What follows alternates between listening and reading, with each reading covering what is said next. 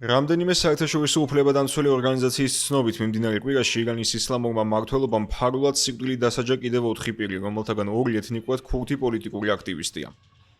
Amnesty International-ის განცხადებით ამ მაჩვენებლით ირანი გახდა ლიდერი სიკვდილმისჩილთა რაოდენობის მხრივ, ხოლო მხოლოდ 2025 წელს თეირანმა სასჯელის უმკაცრესი ფორმა აღასრულა 2159-ჯერ, რაც მსოფლიოში ყველაზე მაღალი მაჩვენებელია.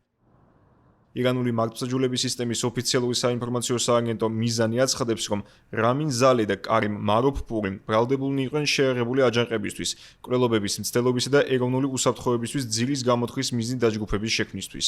სასამართლო ორგანომ ისინი დაასახელა ქურთების დემოკრატიული პარტიის წევრებად, დაჯგუფების, რომელსაც თეირანი ტერორისტულ ორგანიზაციად მიიჩნევს.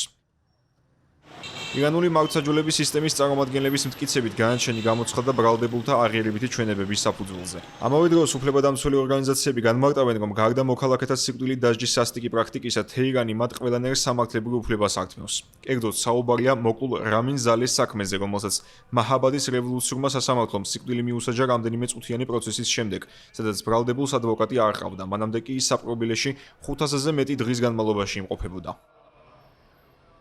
კიდევ ერთი სიკვდილმისჯილი პირი 2021 წელს შეიპყრეს და დაკავებისას ფიზიკურად გაუსწორდნენ, შეუზღუდეს ყველანაირი კომუნიკაცია ოჯახის წევრებთან და არ მისცეს ადვოკატის ყოლის უფლება.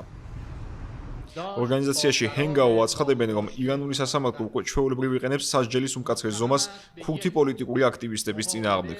ერთნაირი ბრალდებებით თითქოს აღიარებითი ჩვენებების საფუძველზე, რომლებიც მოპოვებულია დაკავებულთა წამების შედეგად. 2026 წლის იანვარში გამართული საპროტესტო აქციების შედეგად, რომლებიც ხელისუფლებამ ძალადობრივი რეპრესიული გზით ჩაახშო, ირანის სამართალდამცველებმა ათასობით ადამიანი დახოცეს.